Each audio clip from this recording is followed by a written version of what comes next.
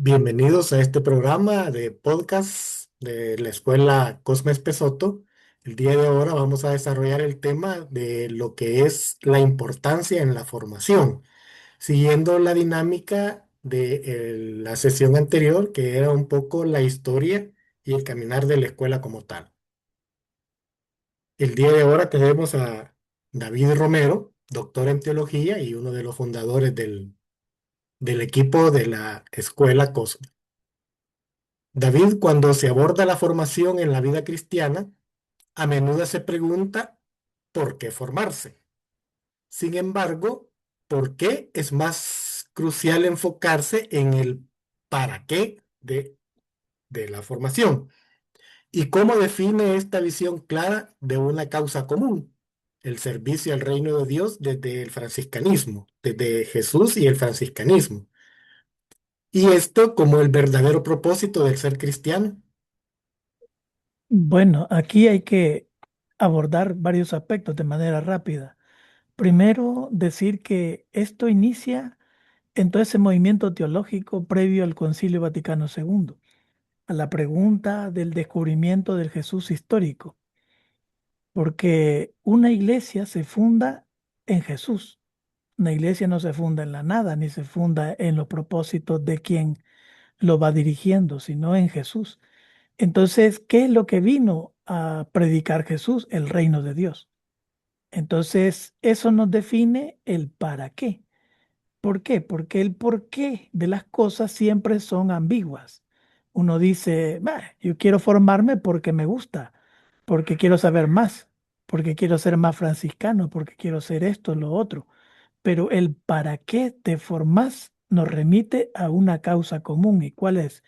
Servir al reino de Dios. Y eso lo hacía Francisco de Asís y Clara de Asís. Entonces, cuando alguien se pregunta sobre la formación, tiene que hacerse introspectivamente el para qué querés formarte. Y solo hay un para qué. El único para qué es para servir al reino de Dios. Ahora, si le preguntan a otros, para la gloria de Dios, pero es lo mismo, ¿ya? Tanto el reino como la gloria de Dios. Por ahí va. Desde la formación como un fruto práctico, se subraya que el valor de la formación no reside en la mera acumulación de saberes y conocimientos, sino en el fruto que brinda en la vida cotidiana. ¿Cómo se relaciona este saber aprendido con la capacidad de provocar una nueva experiencia de vida cristiana? ¿Y qué implicaciones tiene la incoherencia entre lo que se aprende y lo que se vive? Sí, a ver, la formación como acumulación de saberes o conocimientos en sí mismo no tiene mayor sentido, más que solo para decir, wow, qué importante es este fulano y cuánto sabe. El propósito de la formación no es acumular saberes, sino cómo lo llevas a la práctica. ¿Y esto por qué? Porque eso lo ha repetido muchas veces el Papa Francisco. Eh, la iglesia ya está aburrida de estar repitiendo los mismos aspectos históricos y las mismas retóricas de los santos, de sus quehaceres y sus historias. O sea, cuestión ahora es cómo vivimos esto y cómo llevamos a la práctica. Pero eso implica haberse entrado en una atmósfera de conversión, ¿no? Tratando de vivir en coherencia, ¿ya? Y esto remite ¿a qué? Esto remite a revisar la experiencia de vida de cada quien, como individuo, como grupo, franciscanos o franciscanas, ¿ya? Pero también nos remite a algo más importante, que al final la acción en el reino de Dios es un servicio. Y ese aspecto poco se reflexiona, ¿ya? Siempre queremos hacer cosas, vivir cosas para vanagloria o para que digan que soy más importante que el otro, para destacarse por encima, lograr tener poder o qué sé yo. Y el cariño franciscano va por ese mismo aspecto, el servir, ¿no? Desde los más humildes, desde los más pequeños. Por eso es importante, ¿no? No perder de vista que La formación es un fruto práctico, no es una cuestión de acumulación de ideas. El magisterio del Papa Francisco ha provocado un gran impulso para la renovación de la Iglesia. ¿Por qué resulta tan importante volver a los escritos de Francisco de Asís en sentido programático para comprender el llamado a una conversión universal y la necesidad de adoptar una eclesiología de la sinodalidad que combata una vida eclesial cómoda e ineficaz? Mira, para indicar esto, yo tengo mi tesis, ¿va? Que podríamos debatirla. Eh, el Papa Francisco viene a la iglesia a mover a los franciscanos, ¿ya? Como que el carisma franciscano, si bien es cierto, tiene un peso muy grande en la iglesia, pero como que vino a despertar a los franciscanos. Y al mismo tiempo, usando a la persona de Francisco de Asís, vino a despertar a la iglesia. ¿Por qué? Porque nos provocó una revolución eclesial. Hasta se habla ya de la eclesiología de la sinodalidad. Ya no es la sinodalidad no es ya un método antiguo de la iglesia de reunir la gente y preguntarles qué piensan, qué sienten y qué podemos cambiar. En la iglesia ahora es sinodal, ¿ya? El Papa actual, León XIV, acaba de ratificarlo. Es sinodal, no nos demos más vuelta. Y todavía en la encíclica primera que ha presentado, pues no nos demos más vueltas. No solo es sinodal, sino es iglesia de los pobres. Y la iglesia está para servir a los pobres. Punto. Y nos vamos. Con eso ya ratificado todo el caminar de América Latina, todo el martirio de muchos hermanos y hermanas en América Latina. El Papa dice que comenzando en la Evangelii Gaudium, tiene que ser un sentido programático. ¿Y eso cómo se entiende? Pues se entiende que para tener una nueva visión de iglesia necesitamos una conversión eclesial. ¿Y eso pasa por qué? No es una conversión como hemos sabido entender, que es quitarte el pecado. Eso relativamente eh, es un camino fácil, digamos así, pues, ¿ya? El problema mayor es la mentalidad eclesial que manejamos, ¿ya? Y esa mentalidad eclesial nos ha llevado a tener una especie de tranquilidad, de conformismo, de pasividad en la iglesia. Y que como ya dijimos que en América Latina va la teología de liberación, la causa por los pobres, sí, pero todo eso quedó en retórica. En todos estos momentos de los 90, 2000, 2010, 2020. Ya el Papa ha renovado esta forma de interpretar la iglesia. Por eso, por ejemplo, en la escuela tratamos de infundir esa formación que sea integral, incluyendo no solo el magisterio de la iglesia, sino también la actualización de la visión franciscana. ¿Por qué? Porque lo que buscamos es que las comunidades se vuelvan a entusiasmar y vuelvan a encontrar un camino más eclesial, más cerca del magisterio de la iglesia. ¿Ya? Monseñor Romero decía esta frase curiosa: es fácil hablar del Papa, ¿ya? Es muy fácil hablar del Papa, como escuchamos a veces a los obispos, ¿va? Hablar mucho del Papa. Lo complicado es cómo hacer vida, eso que dice el Papa en nuestra iglesia local. Ahí es donde nos topamos con el problema serio. Cuando decimos que el Papa Francisco nos pide una iglesia de calle, salgan a la calle. Y eso ya es otra cosa, al mundo, a los problemas del mundo, a las situaciones, los conflictos que tiene el mundo y enfrentarse con los de la calle. Y no estamos hablando en retórica de enfrentarse con los bandidos, con los bolos o con qué sé yo, sino enfrentarse con los que están destruyendo la vida social. Y eso ya hablamos un poco más serio. Ya, lo que están estructuralmente ocasionando el pecado estructural a nivel global. Eso es salir a la calle. Y ese movimiento eclesial, eh, pues es lo que el Papa dice, la conversión universal. una conversión de toda la iglesia, que al mismo tiempo provoque una conversión en el mundo, pero no al revés. La iglesia pide al mundo que se convierta, pero la iglesia no se convierte para atraer al mundo, como la visión de los primeros cristianos, ¿va? Que aparece en los Hechos de los Apóstoles. Vean cómo viven, vean cómo actúan. Esa es la atracción de ser cristiano. La formación como conversión y acción audaz. Toda formación integral es, en esencia, conversión. ¿Qué significa adquirir el espíritu evangélico de discernir las maneras en que hacemos las cosas? ¿Y por qué se considera que son los actos audaces y atrevidos, impulsados por el bien y la justicia, los que verdaderamente generan nuevas formas de vivir el evangelio más allá de la tradición establecida? Curiosamente, en la tarde estaba terminando un resumen de un libro de Ignacio Yacuría que se llama La conversión de la iglesia al reino de Dios. Y la primera parte del libro tiene que ver mucho con este problema. ¿Qué es convertirse? ¿No? Y no es solo el momento, como decía antes, de la transformación del pecado, liberarse del pecado. El problema es mucho mayor, ¿ya? Es cómo dar liberación. La conversión lleva a un proceso de liberación. Liberación personal, liberación social y estructural.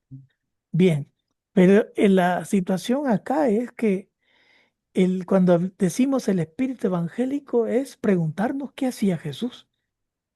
Y lo que hacía Jesús, entre tantas cosas, es anunciar el reino de Dios. ¿Y de qué manera? Pues redescubriendo la dignidad de las personas. Y es lo primero que Él va a trabajar, darle dignidad, darle buena noticia, buena nueva a los pobres, a los marginados, a los pisoteados por diferentes formas.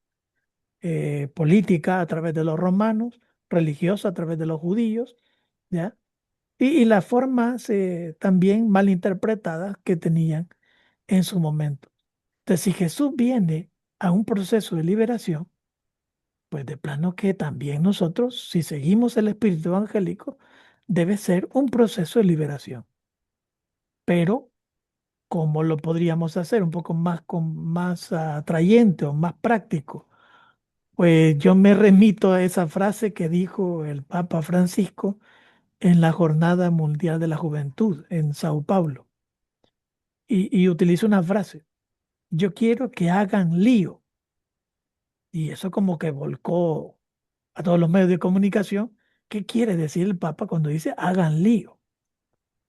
Pues sí, es que la iglesia debe provocar eso, provocar líos. Es decir, una iglesia que está tradicionalmente apegado a los sacramentos, apegado a las tradiciones de los grupos religiosos, los grupos eclesiales, apegado a lo que siempre se ha hecho, ¿ya? Entonces, una iglesia así no promueve conversión, no promueve un acto audaz.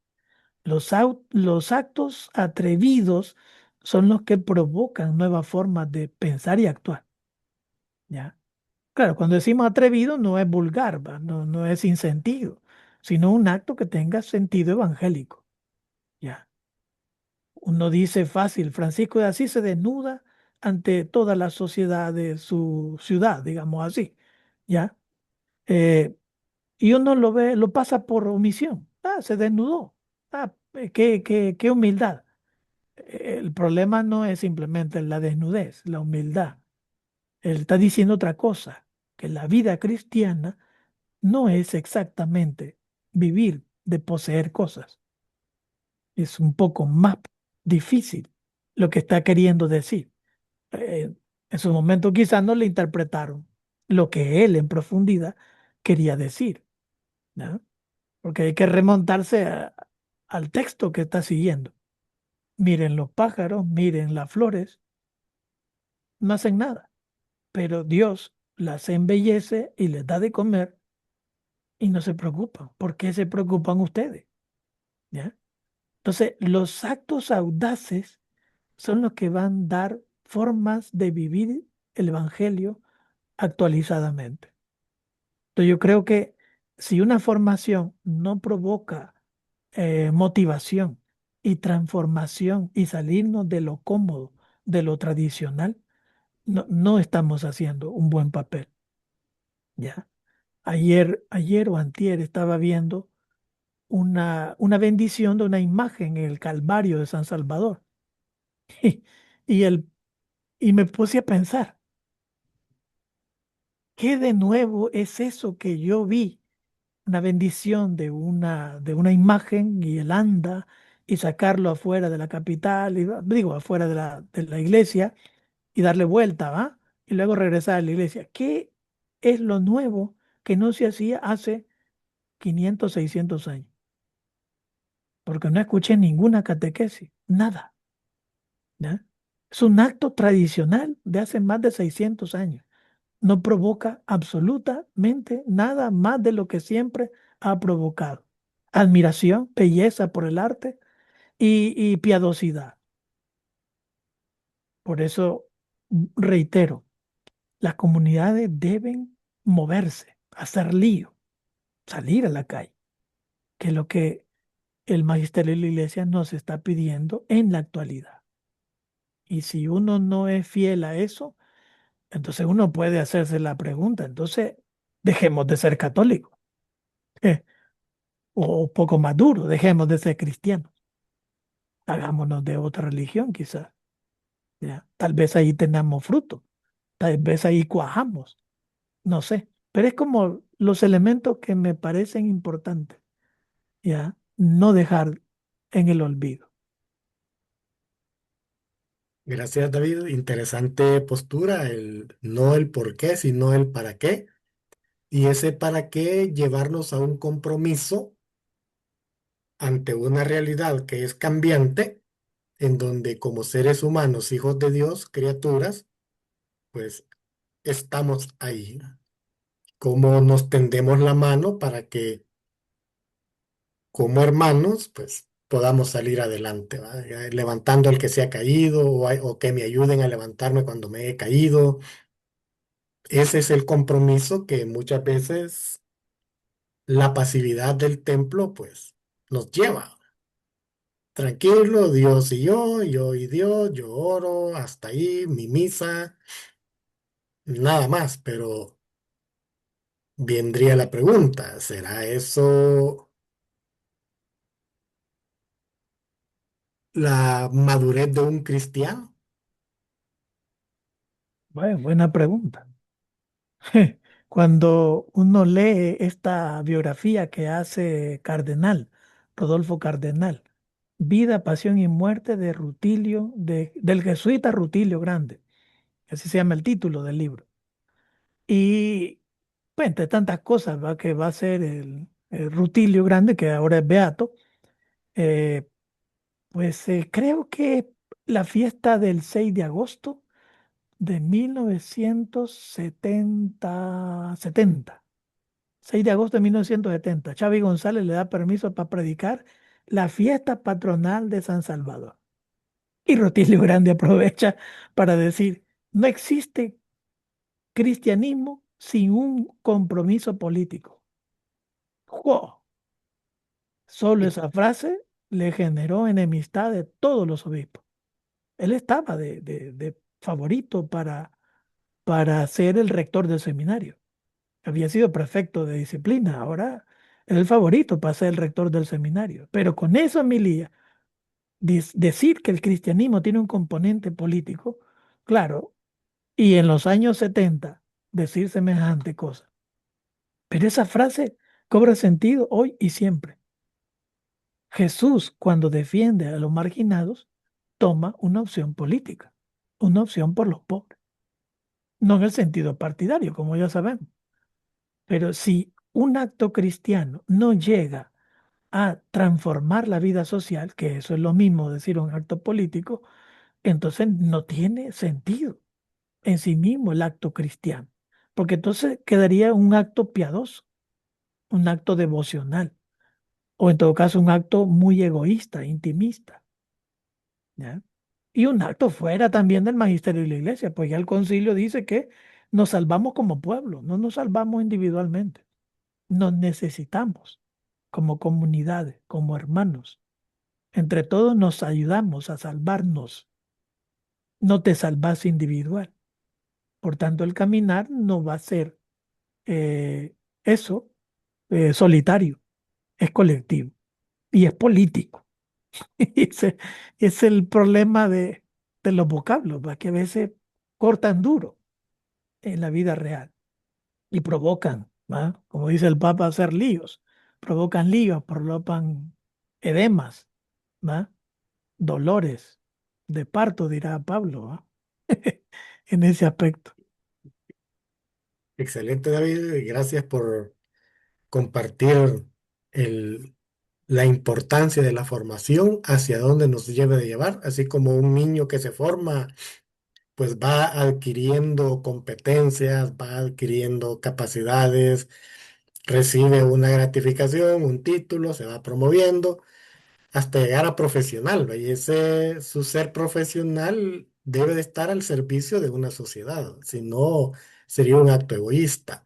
¿Qué le aporta su profesión a la sociedad como tal, a la sociedad en la cual está inmerso? Ujú. Sí, sí, así es. Por ganar títulos nadie es recordado. Por hacer actos heroicos, actos públicos, actos sociales, eso es lo que te hace recordarse, ¿ya? Ahí va igual en el sentido cristiano, ¿ya? Exacto. Bueno, gracias David y los esperamos. Sigan compartiendo con nosotros. Paz y bien. Así bien.